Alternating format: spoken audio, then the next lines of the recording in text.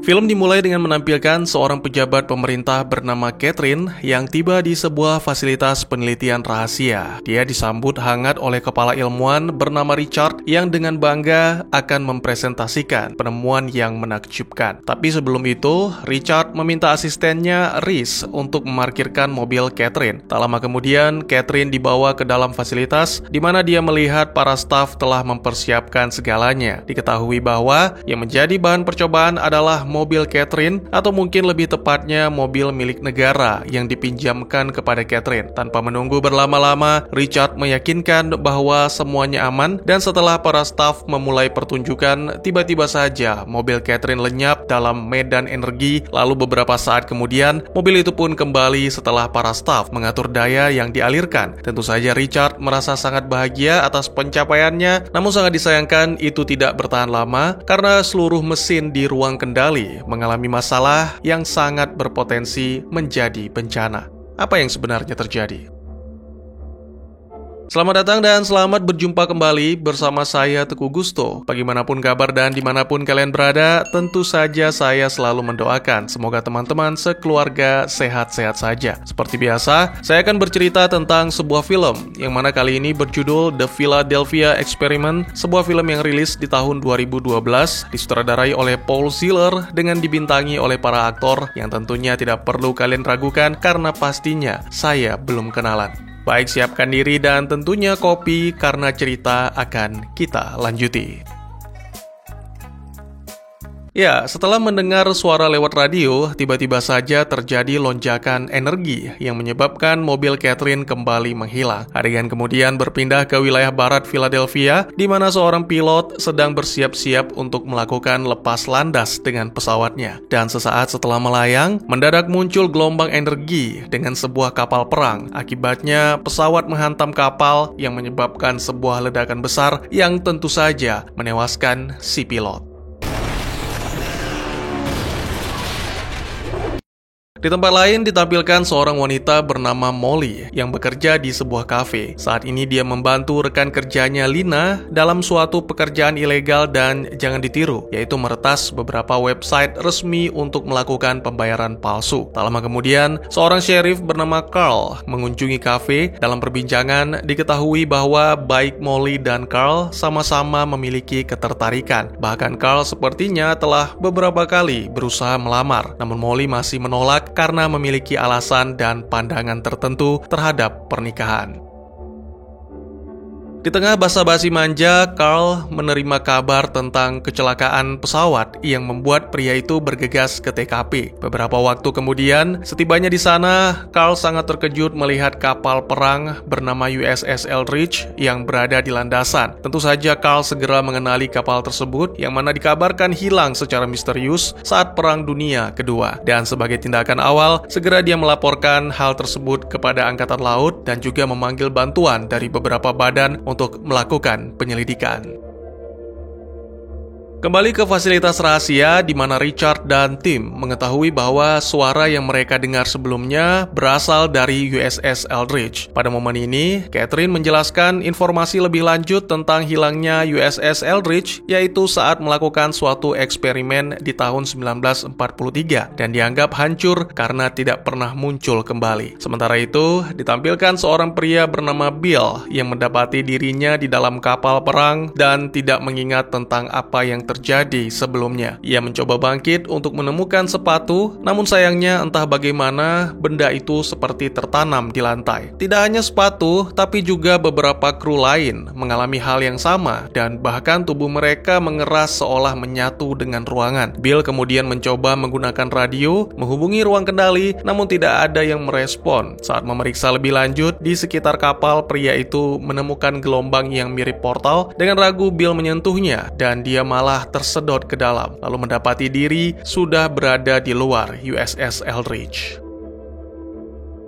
Kembali ke Carl yang mengabari kondisi kepada Molly, sekaligus sedikit menjelaskan tentang USS Eldridge, yang mana hal itu mendorong Molly untuk bergegas ke lokasi. Kemudian, karena bantuan belum juga datang, akhirnya sang sheriff nekat mendekat dan secara perlahan masuk ke area medan elektromagnetik yang mengelilingi kapal. Akibatnya, dia mengalami hal yang serupa dengan Bill, hanya saja Carl terhisap ke dalam kapal. Beberapa waktu kemudian, Molly yang tiba di TKP diberitahu oleh seorang staf pengurus landasan bahwa Carl telah terhisap ke dalam kapal. Sebelum sempat Molly bertindak, tiba-tiba saja terjadi lonjakan energi yang membuat medan elektromagnetik menjadi lebih besar dan seketika kapal perang itu menghilang tanpa jejak.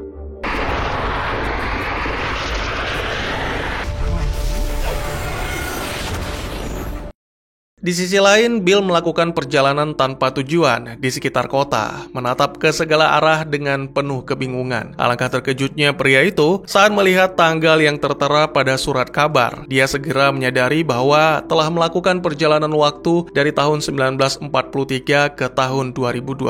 Dalam situasi seperti apapun, kopi adalah salah satu cara paling mujarab untuk menenangkan pikiran. Oleh karena itu, Bill mengunjungi kafe yang secara kebetulan adalah kafe tempat Molly bekerja. Dilayani oleh Lina, Bill bertanya tentang wanita bernama Mary, yang mana secara kebetulan juga adalah neneknya Molly. Dengan gegabah, Lina memberikan informasi tentang Molly. Untungnya Bill sepertinya bukan orang jahat, pria itu masih terlihat bingung dan pergi, bahkan tanpa menyeruput kopi.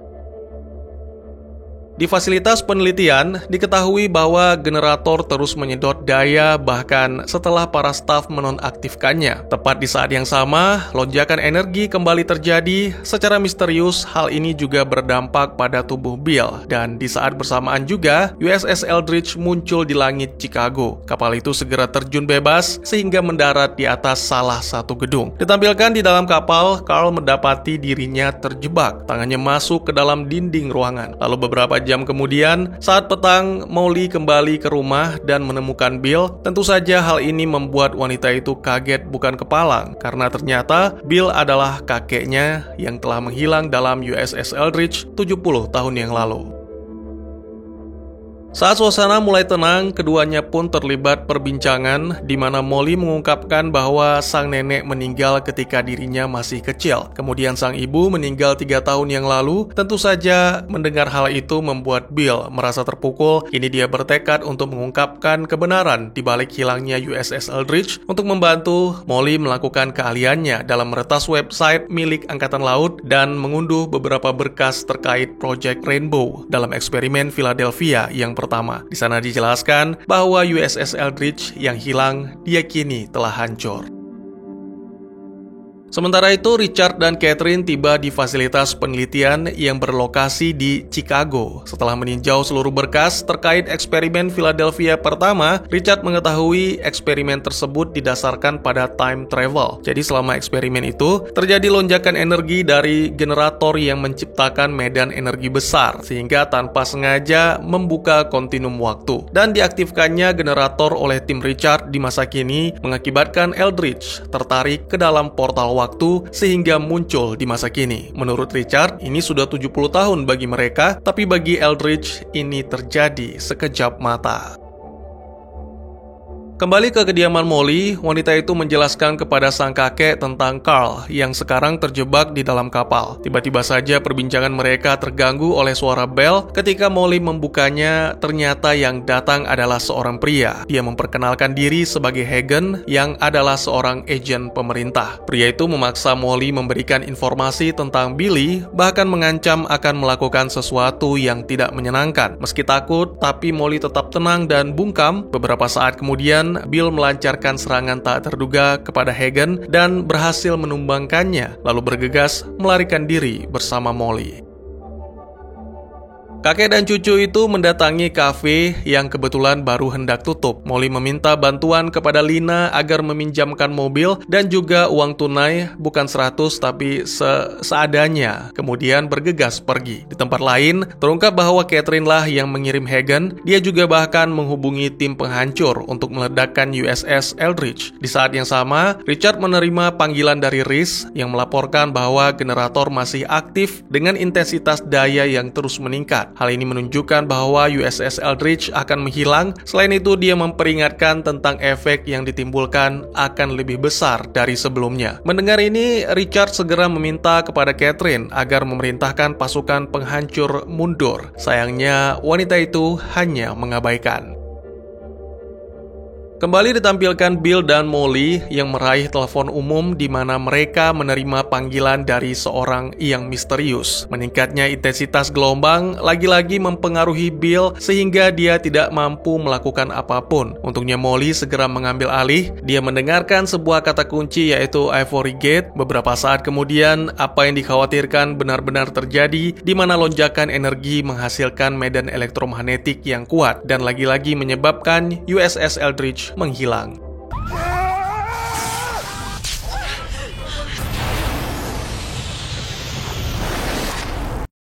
Keesokannya, Bill menjelaskan kepada Molly bahwa mereka harus menemui Morton, seorang ilmuwan yang memulai eksperimen Philadelphia pada USS Eldridge di masa lalu. Usut punya usut, ternyata Morton adalah orang yang sebelumnya memberikan informasi lewat telepon umum. Meskipun kabar yang beredar menyatakan Morton telah meninggal dunia, tetapi Bill membantah dan yakin bahwa Morton masih hidup. Setelah beberapa saat mengemudi, mereka pun tiba di sebuah pelabuhan di mana keyakinan Bill terbukti. Ya, Morton memang telah menua, tapi masih dalam keadaan sehat walafiat.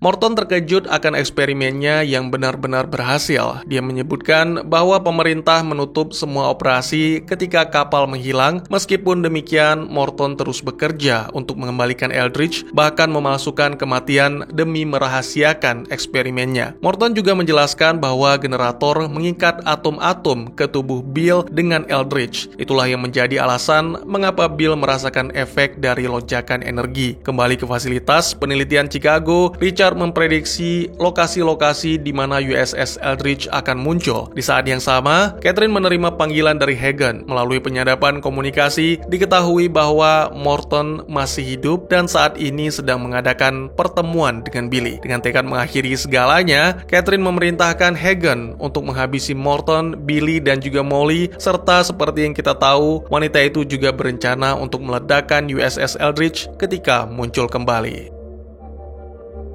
Mendengar hal itu, Richard pun segera memperingatkan tentang konsekuensi. Tetapi sama seperti sebelumnya, Catherine seperti tidak peduli. Dan mau tidak mau, Richard harus memerintahkan Reese sekali lagi untuk menonaktifkan generator agar koneksi dengan kapal terputus. Di tempat lain, Morton membawa Bill dan Molly ke fasilitas penelitian rahasianya. Dalam perjalanan, mereka diserang oleh kelompok Hagen yang menembakkan senjata-senjata kelas berat, sehingga Morton segera mengarahkan Bill melewati jalur di mana perangkap telah disiapkan.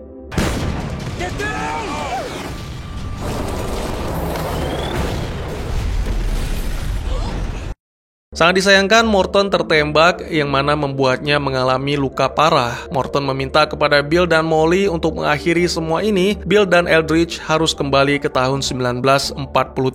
Oleh karena itu, Morton mengarahkan Bill untuk pergi ke fasilitas rahasia dan menemui Khan, seorang staf yang akan membantu mereka. Tak ada pilihan lain bagi Bill dan Molly selain meninggalkan Morton dengan berat hati dan melanjutkan ke fasilitas rahasia. Tak lama kemudian, ditampilkan Hagen yang selamat dari ledakan. Dia mendekati Morton yang sedang sekarat, memaksanya memberikan informasi tentang Bill. Tentu saja Morton menolak dan akibatnya pria tua malang itu dieksekusi dengan kejam.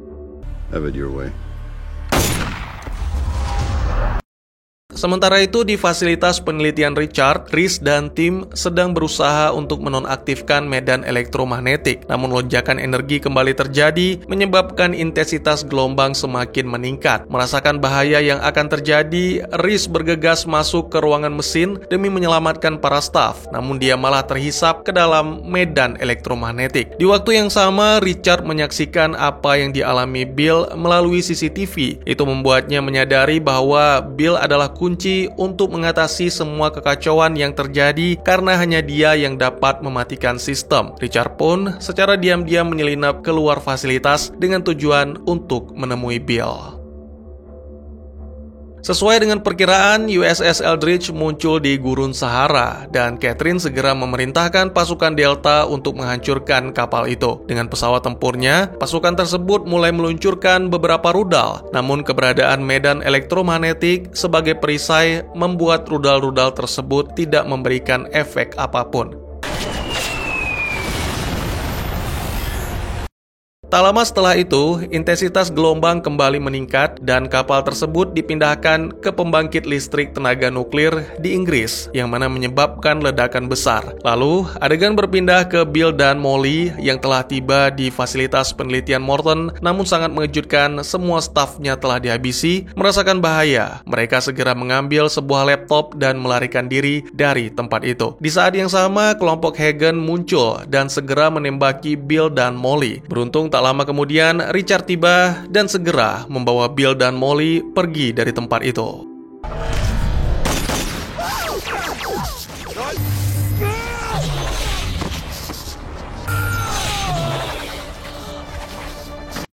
Dari lab rahasia ke lab rahasia lainnya. Ya, Richard berniat membawa Bill serta Molly ke lab rahasianya dan menjelaskan bahwa dirinya memiliki generator yang mampu mendatangkan USS Eldridge ke sana. Beberapa waktu kemudian, begitu tiba di lokasi, mereka segera mengaktifkan mesin-mesin pendukung dan memulai proses untuk menciptakan intensitas medan elektromagnetik yang diperlukan. Setelah mencapai puncaknya, sebuah portal muncul, menarik kapal ke lokasi mereka.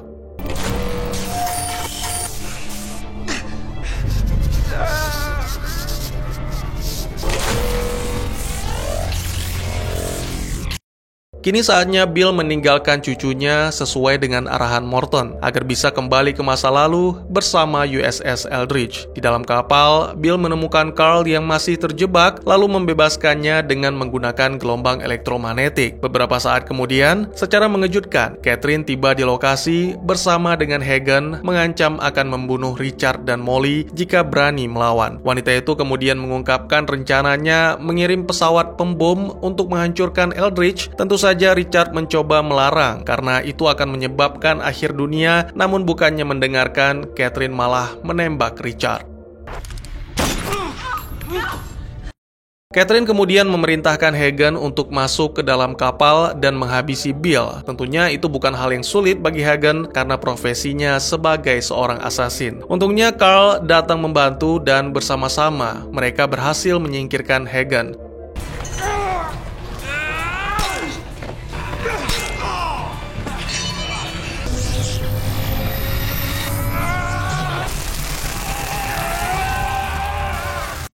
Sementara itu, di fasilitas, setelah mengumpulkan segenap keberanian dan melihat suatu kesempatan, Molly mengelabui Catherine, merebut senjata, dan menembak wanita itu hingga tewas. Young lady, you're not... Molly kemudian menuju ke kapal, di mana dia akhirnya bertemu kembali dengan sang kekasih. Tetapi tidak dengan Bill. Sebelumnya Bill telah meminta Carl pergi dari kapal, serta meminta sang sheriff itu agar menjaga Molly. Melihat intensitas gelombang yang terus meningkat dengan cepat, Carl pun segera menarik Molly untuk melarikan diri dari fasilitas dan berlindung di tempat yang aman.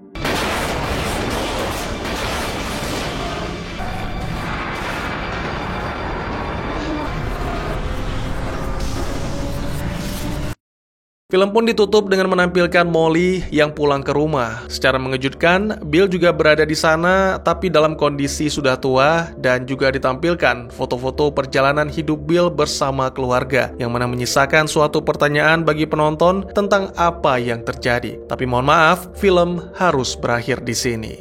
Dan tamat.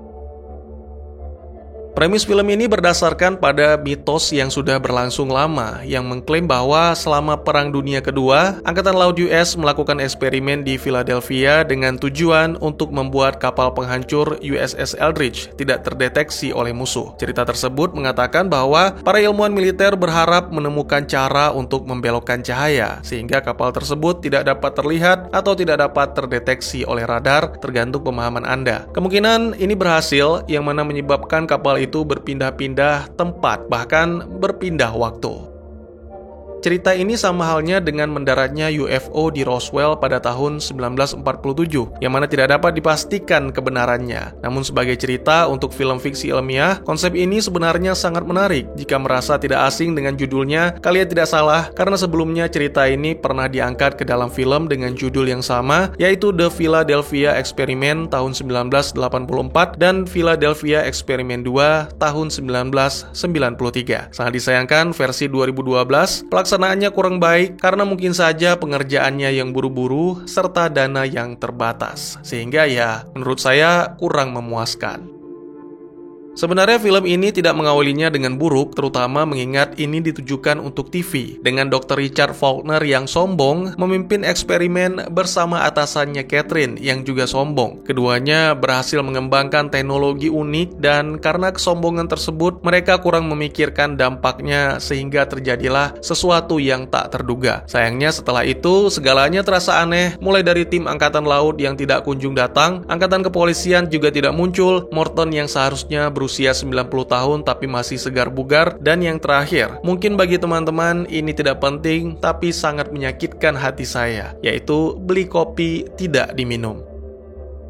Tapi dibalik semua kekurangan tersebut, film ini berusaha menyuguhkan ending yang cerdas dan cukup menyentuh. Mungkin jika di antara kalian masih ada yang bingung, boleh melirik video alur cerita Durante La Tormenta, karena pada dasarnya sama dengan sistem perjalanan waktu Terminator yang menggunakan satu timeline.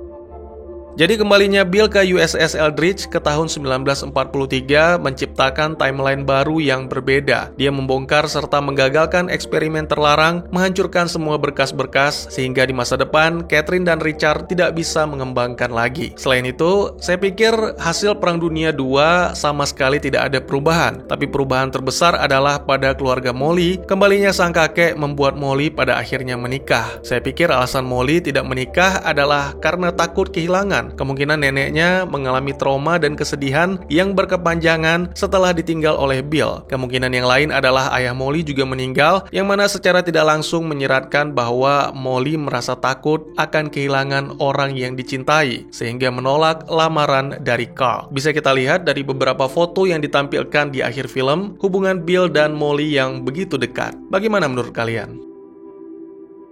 Kurang lebih demikian dan terima kasih buat yang sudah menyaksikan. Silahkan memberi komentar, bertanya, ataupun merequest kira-kira film apa yang menarik untuk dibahas. Bisa lewat kolom komentar, atau buat yang malu-malu bisa via DM ke Instagram saya di @tekugusto. Insya Allah pasti akan dibaca. Mari kita jadikan kolom komentar sebagai sarana penambah wawasan dan menciptakan jalinan persaudaraan, bukan malah menjadikannya sebagai tempat pembulian sehingga menciptakan permusuhan. Jangan lupa untuk dukung terus channel ini dengan cara share, like, dan subscribe, karena dukungan dari kalian sangat berharga bagi saya demi perkembangan channel ini. Saya Gusto, sampai jumpa di video selanjutnya. Tetap semangat, tetap bersyukur setiap hari. Dadah!